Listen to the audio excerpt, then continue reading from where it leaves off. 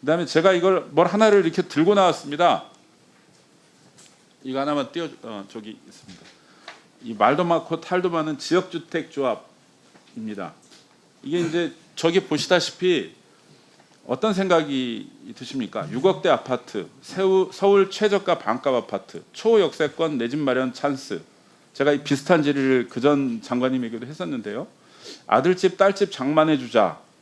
이렇게 부동산에도 잘 모르면 혹할 만한 문구들 아닙니까? 그렇죠. 특히 아들집, 딸집 장만해주자 문구는 이제 중장년층 대상으로 한 아파트 분양 광고라는 생각도 듭니다. 네. 그렇죠? 네.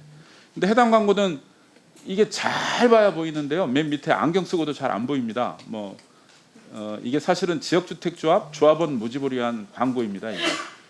그러니까 근데 이 문제는 이 광고가 읽은 사람으로 하여금 해당 지역주택조합 사업에 대한 어떠한 정보도 제대로 고지하고 하고 있지 않다. 이런 내용이고요. 네. 시간이 그런데 이게 19년 전부터 조합원 모집 신고를 했고 이제 지구 단위 계획을 결정받은 사업장입니다. 80% 이상 사용권을 확보해야 되는 조합 설립 인가조차도 못 받았고요. 조만간 만약에 받는다고 하더라도 사업 대지의 95% 이상 소유권을 확보해야 되는 사업계획 승인까지는 또 몇 년이 더 걸릴지도 모릅니다. 근데 이런 문제가 이게 가장 큰 문제는요. 사업을 완성시키지 않아도 누구도 책임지지 않는 구조라는 겁니다. 이게 본인이 사업의 주체가 되는 조합원이 되는 줄도 모르고 단순히 아파트를 싸게 분양받는 줄로 알고 이제 분양을 받았다가 사실 대구 지역에도 이제 이런 문제 때문에 몇 군데서 상당히 큰 문제가 되고 있고 이재명 대통령이 그때 그 방문하는 과정에서도 일반 주민들이 와서 대구에서까지 찾아왔다고 해서 이 지역주택 얘기를 한 적이 있습니다. 네. 이게 이것 관련해서도 대책 마련을 2차례나 하신 것으로 저는 알고 있습니다. 근데 이게 근본적인 고민도 고민인데 사업 전체까지도 포함해서 구체적인 개선 방안을 마련을 해야 될 것 같은데 이에 대한 소장님 어떻게 보십니까? 예, 저는 의원님 말씀에 적극 동의하고요. 아까 그 전치 여부를 고민한다고 했는데요. 정말 심각한 문제는 아주 특별한 경우 아니면 성공하기가 아주 어려운 사안이고 또 실제 지금 현재 분쟁 중인 게 한 30%, 또 아예 모집을 반절도 못해서 헤매고 있는 게 진짜 50%가 되거든요. 그래서 저는 국회에서 좀 논의해 주셔가지고 이 사업에 대한 존폐 여부를 고민해 주시면 저는 좀 뭔가 이 더 이상 거의 준사기에 가까운 이것들에 대한 정리가 되지 않을까, 좀 그런 강력한 대처가 필요하다고 생각하고 있습니다. 그런데 이게 다 나쁜 사업자들은 아니죠. 네. 인간이 주택을 공급하는 좋은 방안 중에 하나인데 이것에 대한 그 공공에서의 명확한 관리가 안 되는 측면들이 있습니다. 그것도 함께 고려해 주시기 바란다는 말씀입니다. 예, 알겠습니다. 후보자님, 우리 의원님들 많은 질문하셨는데 어쨌거나 우리 이제 국토부 장관님 되시면 제일 먼저 이제 눈에 들어오는 게 아마 이제 주택 문제일 것 네. 같습니다. 주택 문제가 사실 지난 우리 6.27 조치 이후에 조금 이제 그 가격은 좀 잡힌다 이제 이런 생각은 있는데, 네. 그러니까 일견 그래 보이는 것 같고요.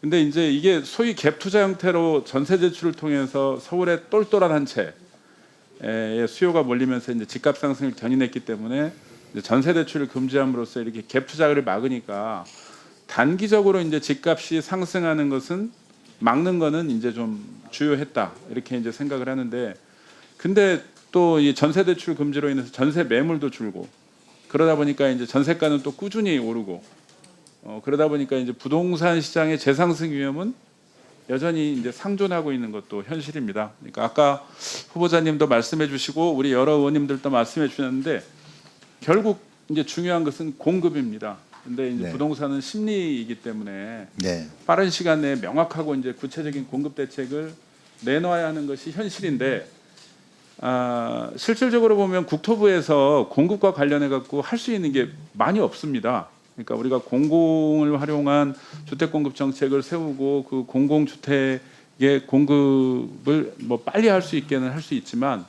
민간은 이 국토부가 할 수 있는 일이 많이 없거든요. 결국은 아까 다른 의원님도 지적해 주셨는데 그 기재부나 뭐 환경부나 자치단체나와의 관계를 통해서 또 할 수가 있는 일이기 때문에 제가 일단은 말씀드릴 수 있는 거는 이제 공공이 좀 주도를 할 수 있는 방안 몇 가지 말씀하고 네.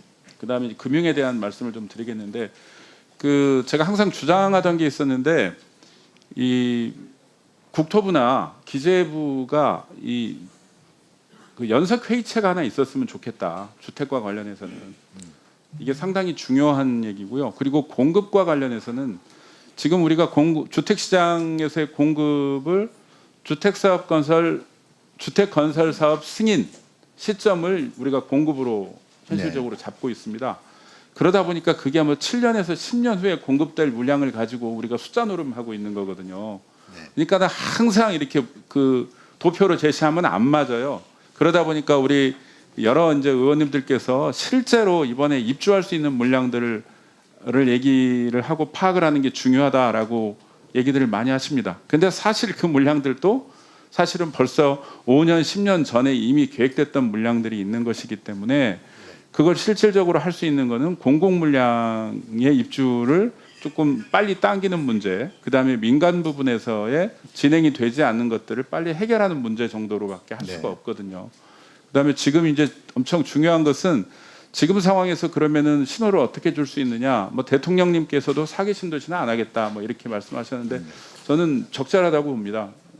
그렇다고 그러면 3기 신도시 진행되고 있는 것들을 빨리 진행될 수 있도록 그렇게 하는 것이 되게 중요하다고 보고요. 아까 다른 의원님들도 말씀을 해주셨는데 다양한 방식의 주택 공급 방법을 계속 연구를 좀 해야 됩니다. 지금 현재 진행되고 있다가도 멈춰 있는 것들이 많은데 도심복합 사업이나 지분적립형, 토지임대부, 이익공유형, 분양전환 공공임대 이렇게 다양한 방식의 이 공급 주택도 있고요. 그다음에 이제 문재인 정부에서 추진했다가 여러 문제로 사실은 이게 지자체와의 문제가 가장 큽니다만 유유부지 활용 문제나 도심복합 사업을 통한 공공주택 방안도 다시금 검토할 필요가 있을 것 같은데요. 이게 또 한 가지는 폐교들이 상당히 많이 생깁니다. 근데 이 폐교 문제는 교육청과 또 협의하지 않으면 안 되는 문제가 있긴 한데 이게 지자체에서 협의하기가 쉬운 문제가 아닙니다. 그러면 부처 간의 협의로 해결할 수 있는 문제가 있는지 잘 좀 한번 고려해 주셨으면 좋겠다는 말씀드리고요. 그다음에 아파트로만 너무 몰립니다. 사실은 이 공공 그 주택도. 근데 이제 부동산 리츠 등을 통해서 이제 비아파트로의 수요 분산이 좀 필요하거든요. 그래야 건설 경기도 좀 살아날 수 있다. 이 말씀 드립니다. 그래서 당부 말씀드리자면 장관으로 취임하신다면은 주택 공급 활성화에 직을 건다는 일념으로 장관직 수행에 임해 주시기를 바랍니다. 네. 저 그냥 제가 계속 말만 하고 제안만 드리겠습니다. 그다음에 제가 이걸 뭘 하나를 이렇게 들고 나왔습니다. 이거 하나만 저기 있습니다. 이 말도 많고 탈도 많은 지역주택조합입니다. 이게 이제 저기 보시다시피 어떤 생각이 드십니까? 6억대 아파트, 서울 최저가 반값 아파트, 초역세권 내 집 마련 찬스. 제가 이 비슷한 질의를 그전 장관님에게도 했었는데요. 아들집, 딸집 장만해주자.